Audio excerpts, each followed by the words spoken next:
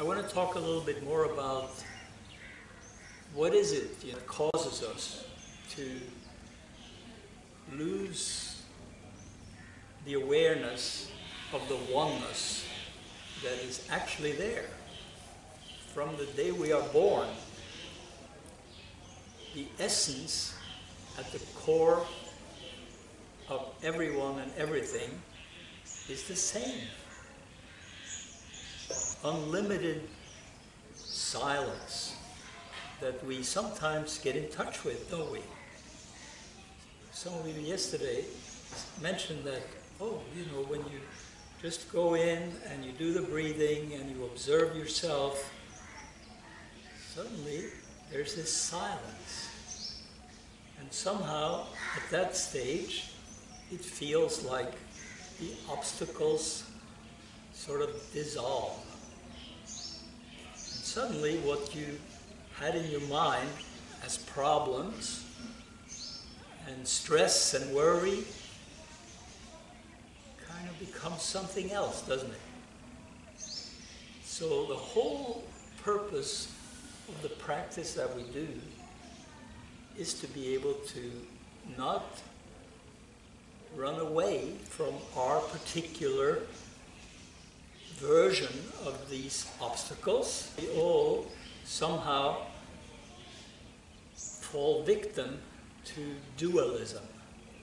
We think of ourselves as different from that oneness, as one. We really are one. Most people lose awareness of that. So what we are doing in the meditation is we are finding our way back to that. And it doesn't happen automatically. You don't have one little glimpse of that deeper peace and silence and pure possibility, and then forever, you don't forever stay in touch with that oneness. You have to continuously work at it and face yourself. Buddha, when he sat under the tree and said, "I'm not moving from here until I'm enlightened." What did he meet? Well, he met himself.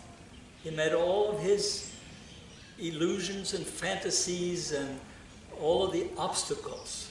He was tempted by beautiful women. He was scared by terrifying, monstrous qualities. And then finally, he settled into this experience of oneness. In his language, it's called emptiness. He saw the emptiness at the core of life. But that emptiness, even though it seems scary to us, is not scary, really. It is the fundamental reality of our life. It's the mother, symbol of that infinite space of potential. It's always there in us. So what we are trying to learn is what kind of particular attitude or pattern or blockage, or what is it that I do with my mind to make that not happen, that awareness of the deeper oneness. And this is not something that we need to analyze or understand how it happened. The thing that is necessary is acknowledging that it is like that. Yeah, I feel anger, I feel stress, I feel worry, I feel sadness, I feel frustration. You don't let it go into the mind and become a circle of mental suffering.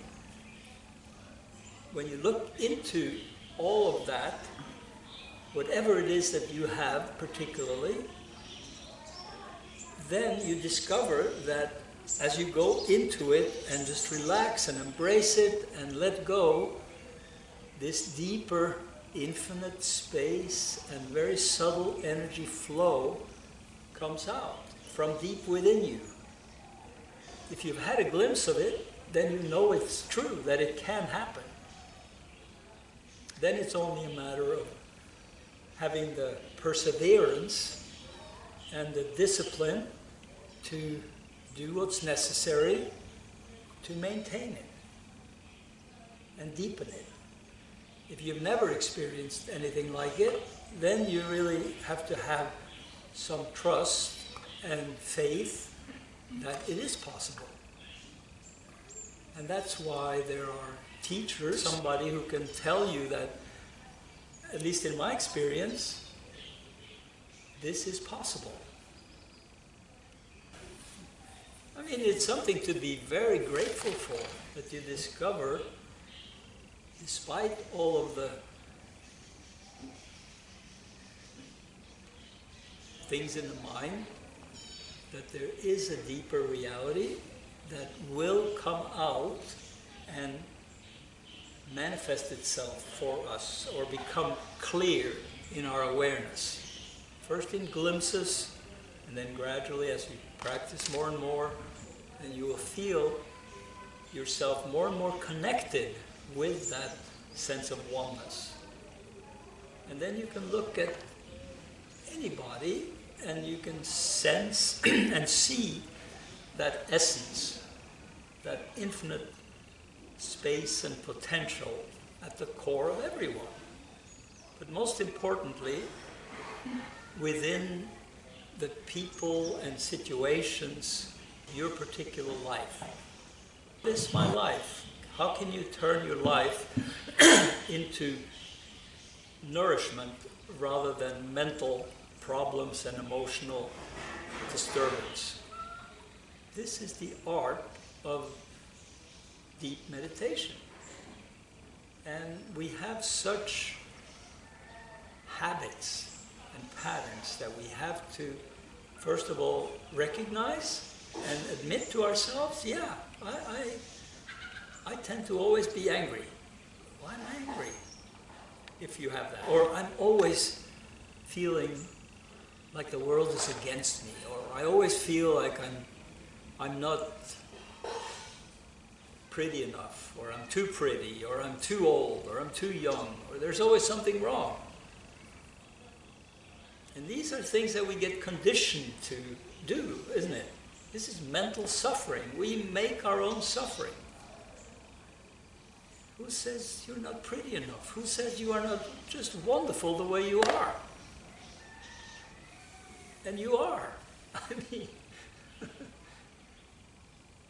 and it doesn't matter who you are or what background you have or what anything can be healed over time. And the healing comes from connection with that deeper silence. Yeah, you experienced it. And then it's magical and wonderful how it happens. But the difficulty is, and this ties in with what we talked about as far as any alternative medicine and treatments of various kinds, is that we will often have the experience that it gets worse before it gets better. When we start on this journey, really seriously go into this journey, we go in and we will feel our heart first. And it's very often the case that as we bring this wish into the heart and say, I want to open, the heart says, no way. No. It's not, oh, I don't want to. I mean, does that ring a bell with anybody? Do you ever have that feeling? That something in you gets tighter by wanting to go in there. You know, it's easier in some ways to repress and deny and to just, okay, I do my little things. I'm on automatic pilot. I go to work, I go to sleep, I eat, I do this, I do that. But I don't want to look in here because it's too uncomfortable. I got things in here that I really don't like. But you don't have to judge anything that's in here. And you have to have the trust to go in there and feel the resistance, feel the congestion and the pattern and the attitude that you have and whatever you have there.